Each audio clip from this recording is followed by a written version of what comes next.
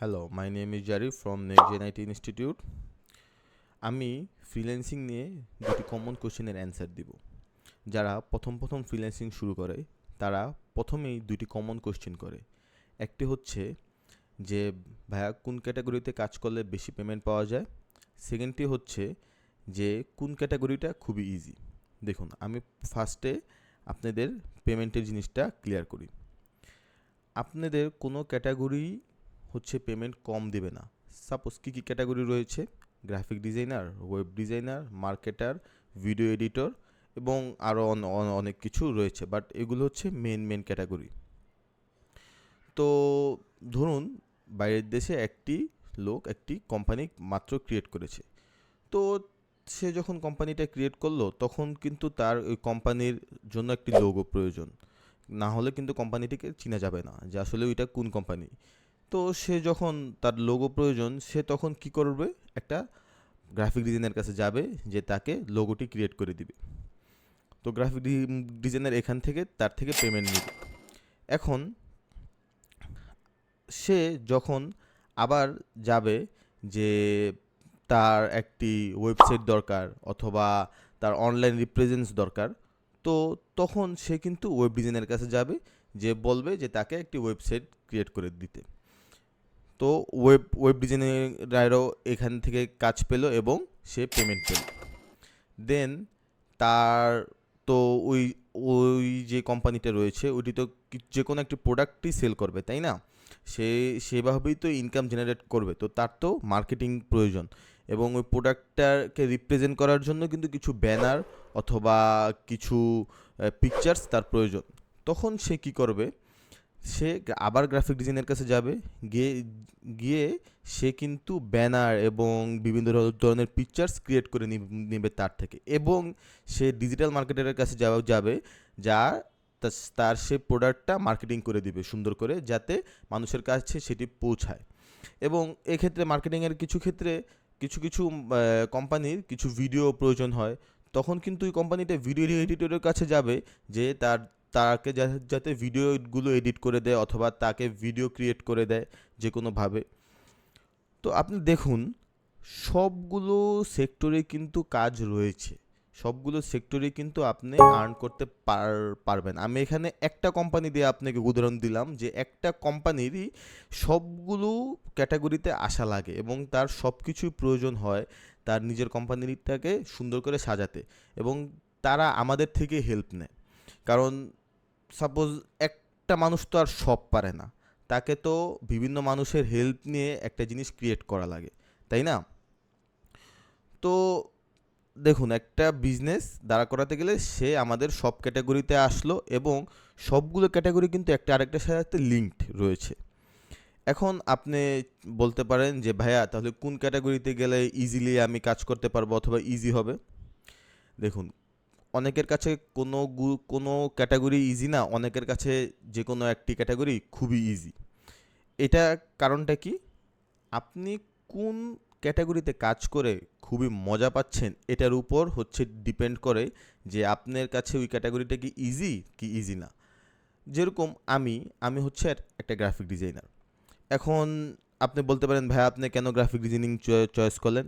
দেখুন, আমার ছোটোবেলা থেকে ফটোগ্রাফির অনেক শখ এবং আমি ছোটোবেলায় অনেক টোটোগ্রাফি করতাম। তো এক্ষেত্রে আমার যে ফটোশপ অথবা ইলাস্ট্রেটর এগুলোতে অনেক বেশি ইউজ করা হতো।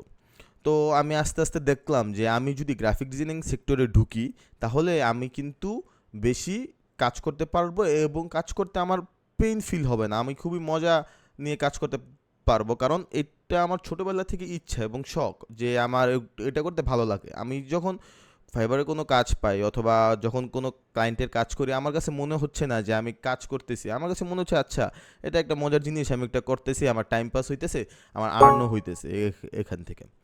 এবং দেখুন, আমার এই নেক্সট জেনের আরেকজন যেই ওনার রয়েছে সারতাজ মুর্তুজা, সে কিন্তু একটা ওয়েব ডিজাইনার এবং ডেভেলপার। সে ব্লকচেন নিয়েও কাজ করে। সে সে এই সেক্টরে গেল, সে আমার কাজিন হয়। সে এই সেক্টরে গেল, আমিও তো এই সেক্টরে যেতে পারতাম না, বাট আমি কেন ওই সেক্টরে যাইনি? আমার ওই কাজটা মজা পাইনি করে, এর জন্য আমি ওই সেক্টরে যাইনি, এবং ওর কাছে ওই জিনিসটা করতে খুবই ভালো লাগে, মজা লাগে, সে এর জন্য ওই সেক্টরে।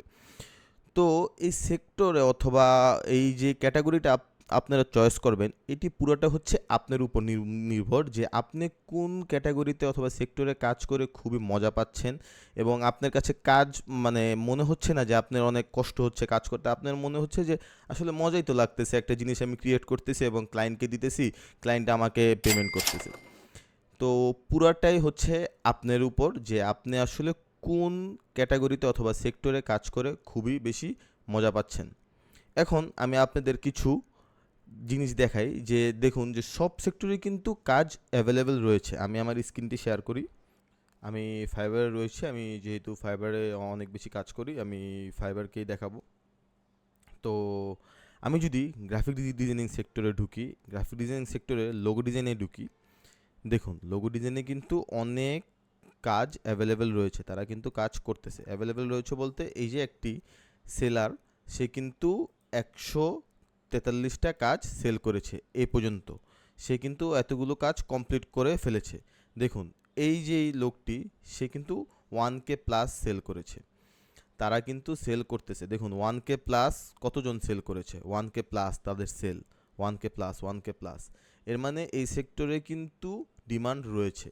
দেন আমি যদি ওয়েবসাইটে ঢুকি, মানে ওয়েবসাইট ডেভেলপিং অথবা প্রোগ্রামিংয়ে ঢুকি, দেখুন ওয়েবসাইট ডেভেলপিংয়ে নর্মাল ওয়েবসাইট ডেভেলপিং যে ক্যাটাগরিটা রয়েছে সেটিতে ঢোকার পর দেখুন সেটিতেও কিন্তু অনেকেই কাজ কমপ্লিট করেছে এবং এই সেক্টরের ডিমান্ডও কিন্তু রয়েছে। দেখুন এই যে 1K প্লাস 247টা।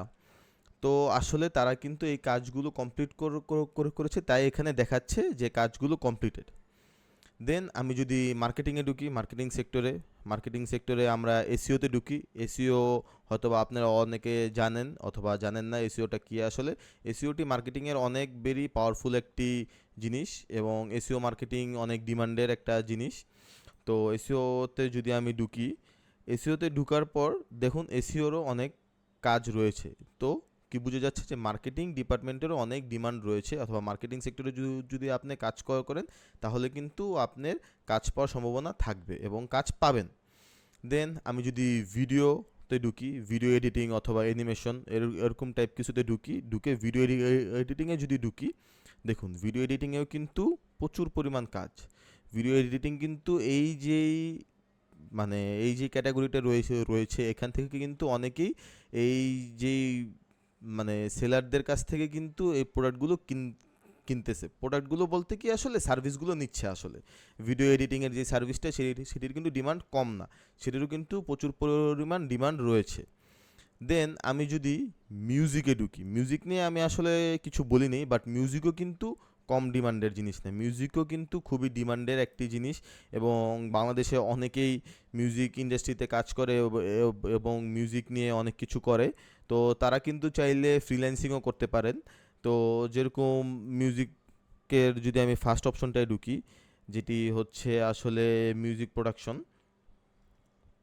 তো সেখানেও দেখুন সেল কিন্তু রয়েছে।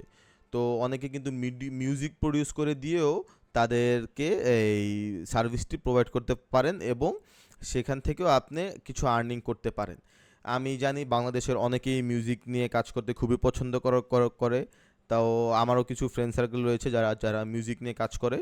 তো মিউজিক সেক্টরটা কিন্তু আসলে খারাপ না, এই সেক্টরটিও কিন্তু ভালো ডিমান্ডের সেক্টর। আপনি যদি ভালো করে এখানে কিছু করতে পারেন তাহলে ভালো টাকা আর্ন করা যাবে।